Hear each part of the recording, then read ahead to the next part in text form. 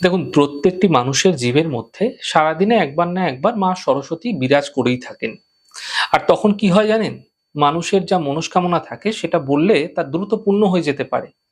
আপনার যদি শুক্লপক্ষের পঞ্চমী তিথিযুক্ত দিনে আপনি রাত্রেবেলা ৩:১০ থেকে ৩:১৫ র মধ্যে আপনার ঘুম ভেঙে যাচ্ছে এরকম সময়, এবং সেই তিথিটা যদি শুক্লপক্ষের পঞ্চমী হয়, তাহলে এই ৫ মিনিট সময়কাল জেনে রাখুন, মা সরস্বতী কিন্তু আপনাদের জিভে কিন্তু বসবাস করে থাকবে, এবং ওই সময় আপনার যদি কোনো মনস্কামনা যাই হোক না কেন, তা আপনারা চাইলে দ্রুত পূর্ণ হয়ে যেতে দেখা যেতে পারে। এই ৫-১০ মিনিট এই প্রভাব কিন্তু থাকতে দেখা যায়। বিশেষ করে শুক্লপক্ষের যে পঞ্চমী তিথিযুক্ত দিনে, অন্যান্য দিনও থাকে, কিন্তু শুক্লপক্ষের পঞ্চমী তিথিযুক্ত দিনে ভোরবেলা ৩:১০ থেকে ৩:১৫ এই সময়কালের মধ্যে জানবেন যে ৫ টি মিনিট কিন্তু আপনার জীবনের সর্বশ্রেষ্ঠ মুহূর্ত হতে পারে। এই সময় আপনি যা মনস্কামনা চাইবেন, তাই কিন্তু আপনাদের ক্ষেত্রে পূর্ণ হতে পারে। তবে মনস্কামনা লজিক্যাল হতে হবে।